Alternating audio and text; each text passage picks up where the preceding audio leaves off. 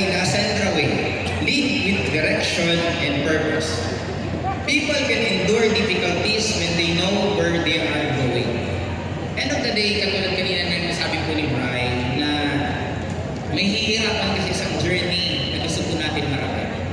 But always remember this, may isa po kaming kasama nila Sir George na isa billion ang valuation niya. Tinanong ko siya, sabi ko, ilang oras ka nag-work sa isang araw? Ang sabi niya, I'm working 12 to 14 hours a day. Sabi ko, what do you do when you are stressed? Sagot niya, hindi daw siya na-stress. Sabi ko, bakit? Kasi nag-i-enjoy daw siya sa ginagawa niya. Now, doon ako mas nagkaroon ng realization na ang pain, nagiging masakit siya pag hindi natin naiintindihan bakit natin siya kailangan pagdaan. Bottom line, kung mapapansin ko natin kung nasaan tayo right now, this is the results kung ano yung pinagdaanan natin before. Kaya nga dito sa Ascendra, kung mapapansin niyo po, ang dami namin ginagawa ng mga iba't ibang klaseng training, iba't ibang modules, tapos mga trabaho para maintindihan nyo na ang Ascendra, pagdating po ng oras, ako nakikita ko na this will be the largest networking company in the Philippines 2 to 3 years from now. Bakit? May direction eh. Pansinin niyo po yung mga pinangako last year, nangyayari na siya unti-unti. Ito na nga lang na pag nagkaroon na ng 4 countries within this year, hindi naman kayo lahat kailangan pumunta doon, pero you can be we can be your leverage. Pwede kami maging leverage po ninyo kasi habang pumunta kami ng iba't ibang bansa, pag may mga tao kayo na nandun, pwede nyo po palapitin sa amin, kausapin namin. Pag lumaki yun doon, lalakadin po kayo. Kaya nga, pansinin nyo dito, ikot ko na dito. Tingin nyo yun ba? Main office expansion, i-play ko muna yung video, bago para makita nyo kung ano pa nangyayari sa atin. Sige po, play mo na.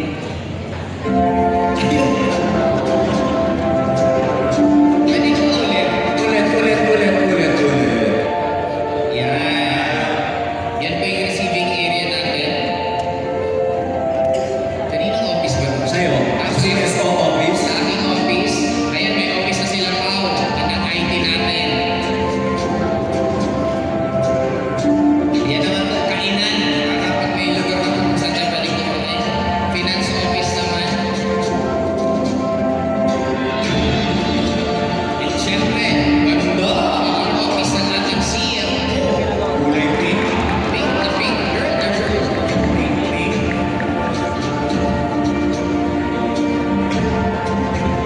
Ganda naman yung boardroom. Yung boardroom po natin sa una, pwede na po yung magamit ng mga founding partners at mga ibang grupo.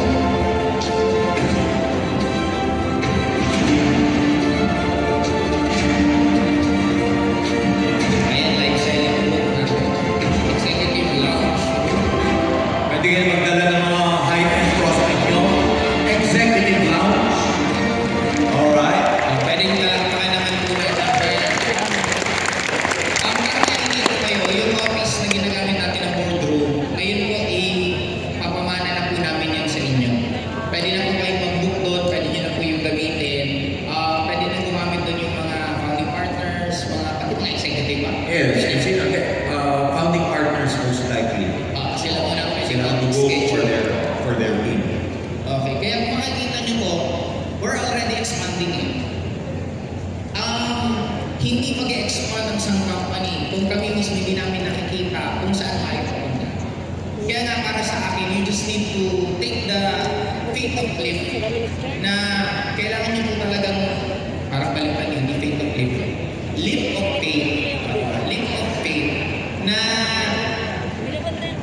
you are in good hands pag nasa Ascendra po kayo.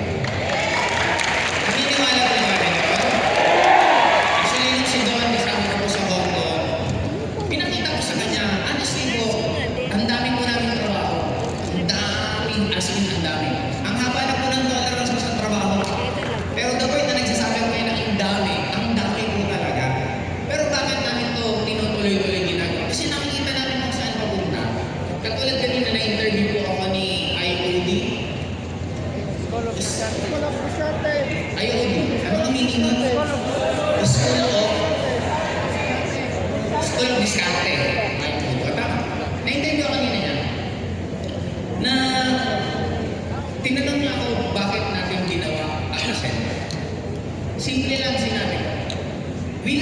industry so much. Sir Jurgen, mas bata pa lang ako, pinapanood ko na siya. Yeah. Kaya ka na naman eh. Bata pa lang Matama ako. Mga 20 years old pa lang kami nung nila Jackie. Jackie si Elma, pinapanood namin siya araw-araw. Imagine mo, 23 years lang sa industry. Ilan yung nadagdag, di ba? Ngayon, habang pinapanood namin siya palagi, alam ko kung gaano niya ka-love ang industry.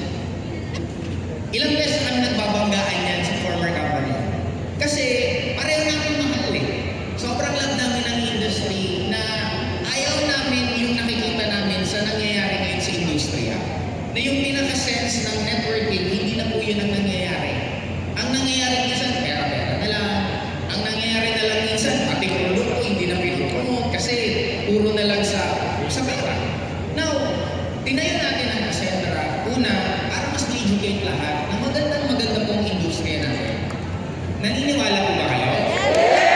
Maganda to kasi nagbibigay, nung kami na lang doon sa Hongkong, 100% ng attendees sobrang positive. Kasi ang goal namin simple lang. Ito sana maging ano natin. Ano po ba yung Ascendra Way? Ito ang Ascendra Way. Maganda ang networking kasi maraming kumita. Maraming nagkaroon ng kotse, nagbago buhay, nakapag-travel iba't ibang bansa. Maganda po ang networking. Maraming sumaya, pero ang dami din umiyak. Ang dami din nalungkot, ang dami din nalungkot. Now, kay Ascendra po, balik pa rin natin. Padamihin natin yung masaya, bawasan natin yung mga umiiyak. Kaya, ito itong ginagawa namin po, ulitin ko po, ang Ascendra, hindi to kumpanya namin, kumpanya natin itong lahat. Okay po ba yun? Kaya actually, ang dami pa namin surprises, ang dami pa po namin gagawin sa inyo. Hindi nga lang namin mabanggit-banggit pa lahat. Katulad kanina nung sinabi ni Sir Nico na kung nagtataka kayo bakit na-award kay Kate Milaweg yung isang ATC. Kasi ganun nga din-design na pag kayo interested at talagang deserve nyo, pwede namin kayong awardan ng ATC pagdating po ng oras. Ulitin ko na, a-awardan kayo ng ATC. Kahit wala nang halos ilabas na pera, pwede namin kayong bigyan ng ATC pagdating po ng oras. Okay po ba yun? Okay, sunod. Now, ito po yung itsura currently ng office natin. Pwede po kayo magpunta dito, pwede kayo mag-picture, pwede kayo mag-document para nakita nyo habang nagsisimula. Magandang-maganda to, ipakita din sa mga prospect po ninyo kasi makikita nila na ang Ascendra gusto talagang tumagal, ang Ascendra talagang disiplido sa ginagawa po nila. And maliban dyan, meron na rin po tayong ongoing na construction sa Cebu City mismo. Ang branch po natin actually, makikita kayo maguluhan. Anong lugar? Mandawi? Mandawi. Nasa Mandawi po siya, nasa gitna siya ng Lapu-Lapu at ng Cebu City. Ongoing na po ito and both yung sa head office natin at ito matatapos po this coming July. Ready na po ba kayo sa bagong office natin? Dapat mag-ascenders kayo. Lahat ng binubuksan na lugar may downline kayo doon or may GP kayo. Yun ang magiging goal nyo. Kaya sino po ang a-attend sa opening ng Cebu? Ayan po, ang mga taga-Cebu ako nakita niyan sila. May mga grupo pong bababa din ng Cebu. Okay? Di ko na po patagalin at gabi na. Now, currently po, meron na tayong 12 ATC all over the Philippines. Ang goal po natin, magkaroon po tayo ng 50 ATC. 12 minus 50, ilan? 38. Sino sa inyo ang magpupuno ng 38 na ATC? Sino ang babawa sa inyo? Isipin nyo na yan. Sa lugar ninyo, kung saan nyo gusto. Kasi habang dumadami products natin, lalaki ng lalaki ang kita nyo. Kasi nandito ba si Marifel? Nasaan si Marifel? Pwede po Marifel? Yun, ayun po mga taga-Leyte po, taga-Ormo. Yes! Kauna-unahan nating ATC. ATC tapos, Yes. nagkaroon pa sila ng panibago? Sogod ba? Tama ba? Or Mahasi? Oo. Karoon sila ulit ng panibagong ATC na naman. In short, hindi yan magdadating ng bagong ATC kung hindi siya profitable. Kaya, habang as early as now, pag-usapan niyo po ng grupo niyo or sa mga interested po mag-ATC, kontakin niyo lang po si Sir Miko para makita niyo kung ano po, gaano maganda Sunod, currently nagkaroon na po tayo ng 350 qualifiers sa lifestyle path natin.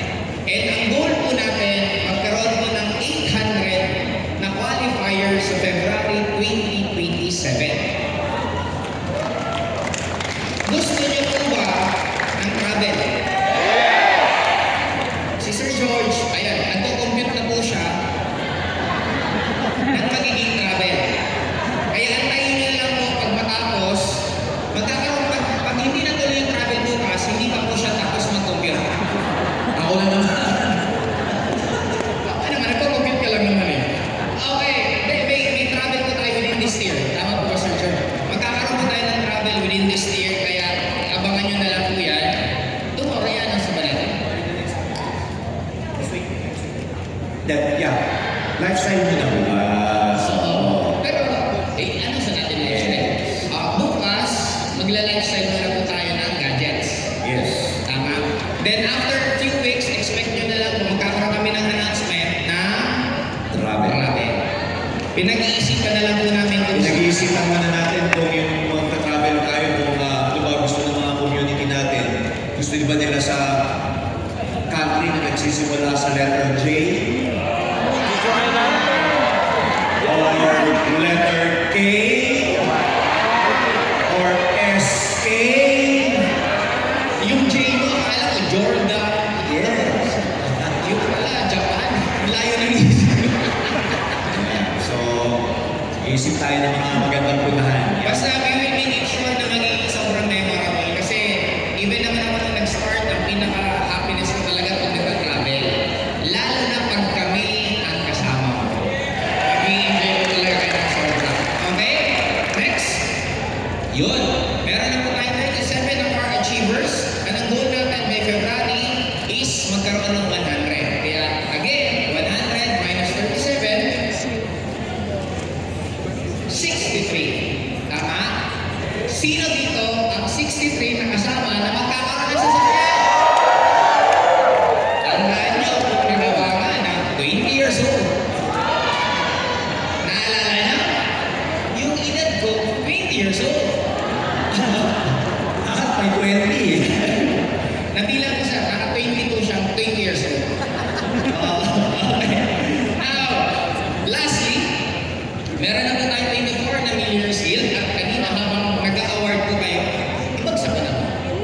Magkakaroon po tayo, syempre habang ang target po natin magkaroon ng 100 na Millionaires Club this coming 2027, kaya kailangan na lang natin ng 76. Syempre ang tanong naman, yung mga Millionaires Club na or Millionaires Guild, ano nang gagawin? Syempre, bibigyan namin kayo ng panibagong ihihit. Magkakaroon po tayo ng 1M, 3M, 5M, 8M na mga awards. Kaya pag sino sa inyo ang mauuna na kikita ng accumulated 3M? Okay, alam na po kayo kung sino sa inyo. Pero lalong magiging exciting po ang Millionaires Guild natin pagdating po ng oras kasi magkakaroon po siya ng leveling. And partnership rank growth. Ang haba pala ng akin. Okay.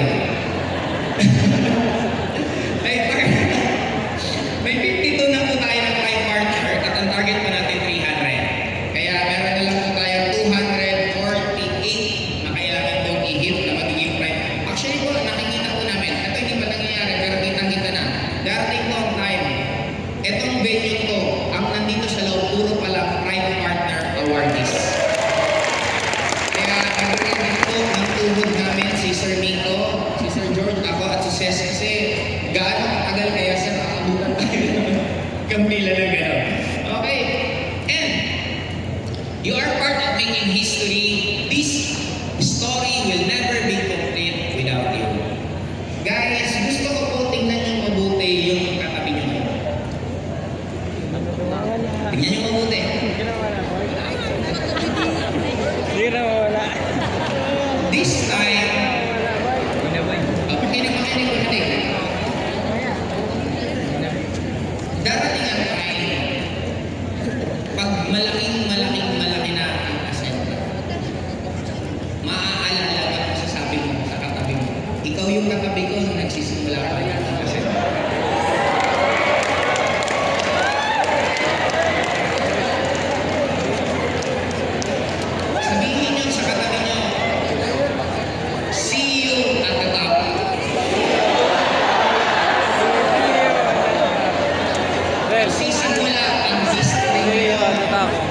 And ramdam niyo yung ikaw na magkikilala. Hindi ka lang magiging part ng history kung hindi kayo ang gagawa ng history. Ascendra will never be big without you. Hindi natin ito magagawa na kami lang. Papalaki natin ang Ascendra kasi kumpanya po natin lahat yan. Again, thank you po and good evening. Meron kayo eh. Ayan, so, the center way, ladies and gentlemen, wala nang announce na ilo-launch natin to and everything. Execution agad versus